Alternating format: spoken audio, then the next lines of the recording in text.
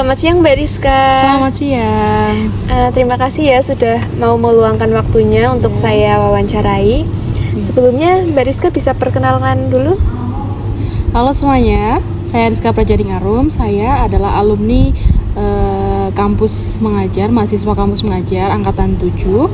Sekolah penempatan saya itu di SD Negeri Wana Cipta, Kota Banjarnegara. Saya dari PBSI angkatan 2022. Jadi apa sih yang membuat Mbak Rizka ini tertarik mengikuti program MBKM ini? Saya tertarik mengikuti program MBKM terutama di kampus mengajar adalah saya ingin merasakan pengalaman secara langsung mengajar, kemudian juga berkontribusi dengan masyarakat. Saya juga percaya bahwa ketika saya mengikuti kampus mengajar ini, keterampilan saya itu bisa diasah. Dan juga saya bisa sedikit-sedikit berani berkomunikasi dengan orang lain, seperti itu. Nah iya, terus untuk bisa mengikuti program ini itu proses apa sih yang harus dilewati? Waktu itu setelah saya mengetahui bahwa ada pembukaan program kampus mengajar ini, saya langsung mendaftar dan mengaktifasi akun MBKM. Setelah itu saya mengisi data diri dan juga membuat CV. Setelah semua selesai dan dirasa sudah benar dan lengkap, saya kemudian menunggu surat rekomendasi itu di email ya, kalau tidak salah di email dari perguruan tinggi bahwa saya siap mengikuti program kampus mengajar tersebut.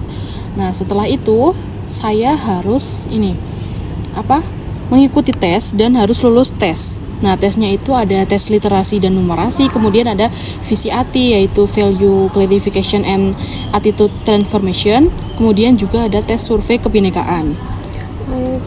Lalu menurut Mbak Rizka ini prosedur apa yang paling penting untuk disiapkan jika ingin mengikutinya? Data diri sih yang jelas kalau prosedur ya. Iya. Soalnya kan harus sama dengan PD Dikti. Kalau tidak sama nanti mungkin ya bakal ada konsekuensinya sih. Ya. Gitu ya. Yeah. Yeah. Lalu yang selanjutnya itu apakah program MBKM ini itu berpengaruh dalam perkembangan karir Mbak Rizka sebagai mahasiswa? Iya, program ini tuh sangat berpengaruh sekali ya Mbak. Setelah saya mendapatkan pengalaman, saya yang dulunya ini pemalu, saya jadi berani gitu loh untuk berbicara di depan orang, kemudian mengutarakan pendapat seperti itu. Nah pengalaman ini juga nantinya bakal jadi pengalaman ini juga nantinya bakal digunakan ketika saya bekerja seperti itu. Jadi sangat berpengaruh sekali untuk karir saya. Kan saya ini lulusnya nanti adalah sebagai pengajar ya Mbak. Jadi pengalaman mengajar ini, pengalaman selama kampus mengajar ini pastinya akan berguna sekali untuk karir saya seperti itu. Kedepannya gitu ya Mbak Rizka. Iya. Terus menurut Mbak Rizka itu tantangan dalam menjalankan program MBKM ini itu apa? Kalau tantangan itu hanya di awal saja ya, ketika saya setelah tahu bahwa sekolah penempatan saya di sini dan saya mulai gugup gitu. Bagaimana cara saya beradaptasi, dan pokoknya semua kecemasan saya ketika nantinya akan berada di sekolah penempatan. Kalau untuk tantangan yang lain sih tidak ada ya, karena segala sesuatu tuh pasti ada masalahnya, tapi ya pasti juga ada solusinya. Seperti itu. Tantangannya cuma itu. Saya hanya takut menghadapi apa yang nantinya akan saya hadapi, seperti itu. Seperti itu ya. Sebenarnya itu dalam proses program MBKM ini, Mbak Rizka ini didampingi oleh mentor atau tidak? Ya, saya didampingi oleh mentor, dosen pembimbing lapangan dan juga guru pamong. Kalau dosen pembimbing lapangannya itu saya dari ISI Surakarta. Terus kalau guru pamongnya itu adalah kesiswaannya di SD tersebut. Oh iya. Nah, saya juga didampingi oleh guru-guru lain untuk membimbing kami gitu. dan tim saya dan juga tim seperti itu. Gitu ya Mbak Rizka. Kalau boleh tahu nih, kegiatan apa saja sih yang dilakukan dalam program ini? Oh, kalau kegiatan sih banyak sekali ya, karena kan ada kegiatan wajib dan tidak wajib. Kalau kegiatan wajib yang dari program Kampus Mengajar itu ada ini apa? Sebentar. Oh, ada ya, ini festival literasi dan numerasi, kemudian ada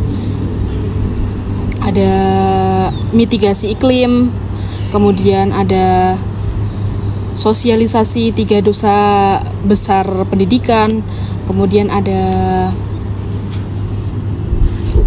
saya taunya sih segitu ya.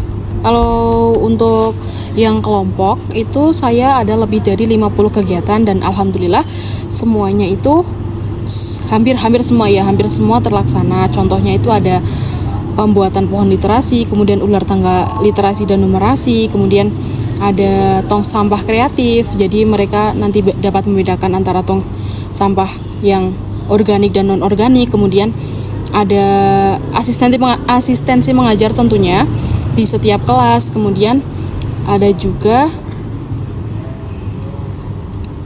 menghias kelas dengan nuansa literasi dan numerasi seperti itu. Begitu. Kan Mbak Rizka ini mengikuti program ini selama Satu semester. Lalu mata kuliah yang harus dijalani Mbak Rizka ini itu bagaimana? Kalau mata kuliah itu yang dikonversi atau direkognisi itu sebanyak 20 SKS. Nah, 20 SKS itu terdiri dari kritik sastra, kemudian ada pengenalan lapangan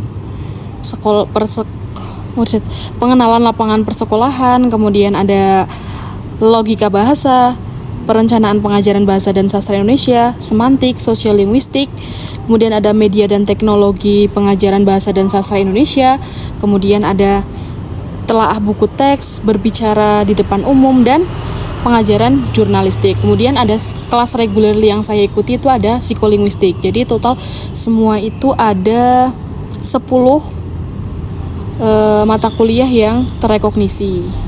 Seperti itu. Jadi lumayan banyak ya Mbak Rizka mata kuliah yang bisa dikonferensi. Menurut Mbak Rizka nih, manfaat apa saja sih yang diperoleh ketika mengikuti program MBKM ini? Yang pertama sih pengalaman ya Mbak. Kemudian yang kedua adalah ini komunikasi saya ketika saya berinteraksi dengan orang itu jadi semakin baik. Kemudian yang ketiga yaitu kredit untuk mata kuliah yang saya ambil. Gitu. Seperti itu ya. Iya. Lalu harapan kedepannya untuk program MBKM ini dari Mbak Rizka sendiri itu apa?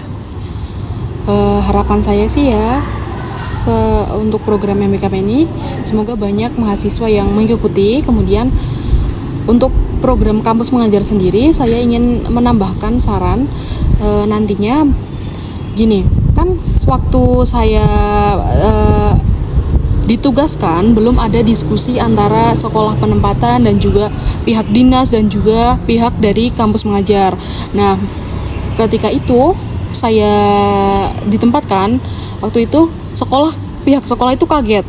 Oh, ternyata ada program ini ya. Nah, dari program Kampus Mengajar ternyata tidak bersosialisasi terlebih dahulu dengan pihak dinas dan juga pihak sekolah. Jadi saran saya mungkin sebelum adanya program ini Kampus Mengajar selanjutnya, mungkin tim Kampus Mengajar harus terlebih dahulu mensosialisasikan ini kepada mereka-mereka ya, termasuk dinas pendidikan dan juga pihak sekolahnya itu. Seperti itu saja sih. Iya. Terus apa saja sih kesan yang Mbak Rizka peroleh ketika mengikuti program MBKM ini?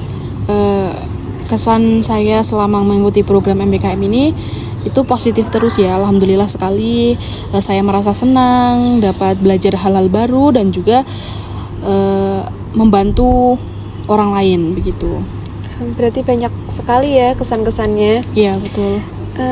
Bisakah Mbak Rizka menceritakan tips-tips apa yang perlu disiapkan untuk mengikuti program ini? Bagi teman-teman mungkin ada yang berminat seperti yang Mbak Rizka ikuti. Oh ya, tipsnya itu adalah satu itu mempersiapkan diri. Segala sesuatu itu harus dipersiapkan.